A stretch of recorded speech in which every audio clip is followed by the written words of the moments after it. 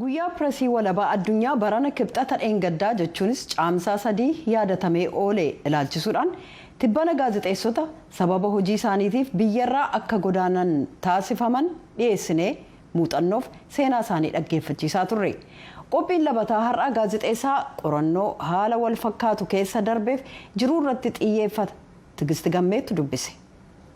Maqaan kiyyaa guyyoo waarii abbaa jirmanaan jedhanii ganni yookaan umriin ammaan tana 29-28 jiddumtan jirti.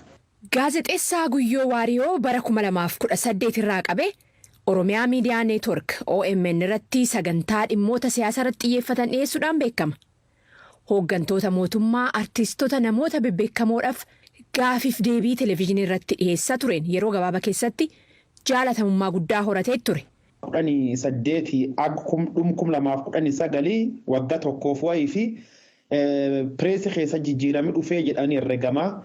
Hojii miidiyaa keessa niwusii qofa hojjechuu osoo hin ta'iin the watchdog role hojii gaazexeessummaa keessa qaamolee aangoo gubbaa jiran itti gaafatama tolchuu rakkoo uummata gubbaatti deebii argachuuf irratti waan gaarii ture. Fiizikaalii qondaaltota mootummaa namoota ogummaa adda addaa jiran jaarolee biyyaa walitti finnee hojii konkiriitaa mul'atu hojjechaa turre.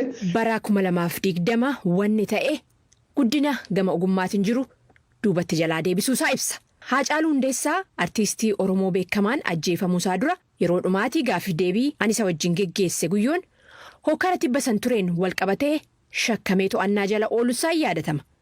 Boodas manni murtii wabiidhaan isa gadhiisee Guyyoon haalli turee nageenya isaatiif abdachiisa waan hin turreef biyyarraa baqate.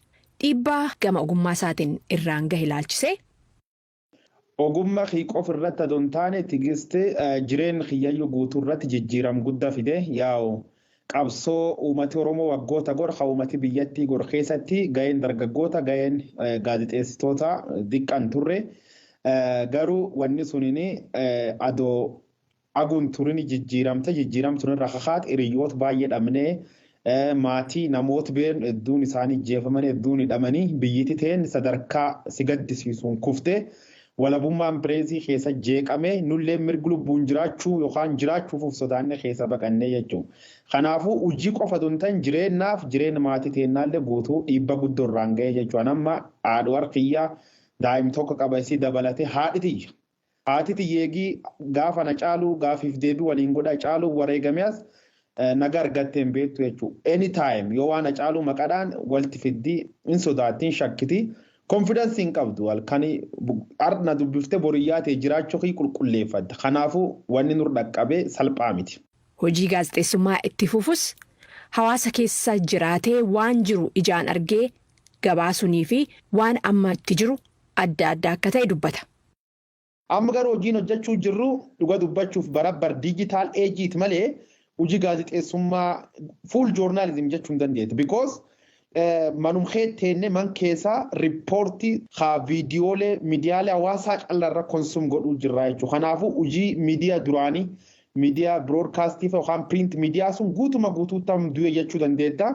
Duri deemnee qaam gargara dubbifnaa uummataa wal agarraa amma nageenya kennaa irra kakaayi man keessa iyyuu gadi hin baanu jechuudha. Haawus arresti kee jira jechuu danda'an maniin. Nami gad ba'ee namaa waliin argin nami gad ba'ee hojii jaalatsuun hin hojjan. Jireenya akkamitaan kanaafuu hidhamaman keessaa jedhe of ibsaniin. Haala walabummaa pireesii Itoophiyaa keessa jiruun wal qabsiistee amma bakka jirtu kanatti nageenyi sitti dhagahamaa gaafii jedhuuf Guyyoon. Never. Wanni nageenyi nu dhagaamin jirtu Tigist dhuga dubbachuu fi Itoophiyaa keessatti waggoottan acha saanan kana waan ajaa'iba argaa jirra. Warri mirga gaazexeessitoota falmu gabaas bar 2021 keebbaaseen. Itoophiyaan gaazexeessitoota 46 waggaa tokko keessatti dhuun konfidensi hin qabdu jechuudha. Konfidensi akkam qabaatta? Itoophiyaa yookaan Afrikaa keessa jiraatte bilisummaa hin qabdu jechuudha akka waliigalaatu. Nu amma sirratti waan mootummaan dogongora hojjetu criticize goon yookaan dhugaa itti himnu nan ijjeessi jedhe akkamitti amana. Tokkummaa biyya jeettee yookaan garee shororkeessaa waliin hojjettee aga biyya si ari'uutti. Agi qabee gaazexeessaa ukkaamsee hidhuutti yoo hagataate biyya kana keessatti akkamiin bilisummaa jirette irratti. It's impossible. Ta'ullee gaazexeessummaan filannoon ofii barbaadeetti seene waan ta'eef abdiin kutadhuu jedha. Ani ogummaa kiyyirratti gaazexeessummaa baay'ee jaaladha. Ogummaa baay'ee itti yaada seenee. Ani bara yuunivarsiitii seenu waggoottan 10 wayiin dura barata qabxii olaanaa qabu ture yuunivarsiitii keessa. Bara keensuni qabxii olaanaa barata qabu School of Law man barumsa seeraan ramadan.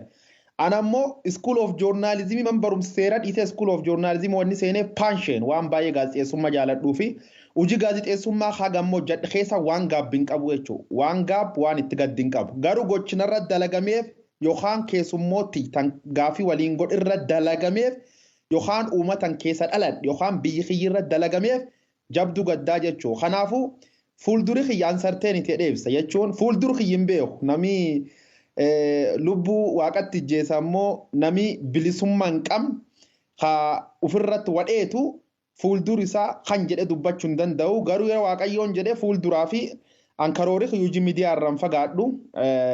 Garuu miidiyaa fuulduraaf miidiyaa dhuunfaa hiifaa hundeesse akkas karooriin qaba. Gaazexeessaa Guyyoo Waariyoo ulfaadhu jechaatiin sagantaa kiyyaarraa kan maan xumuraa ani Tigist Gammeetii nagahan.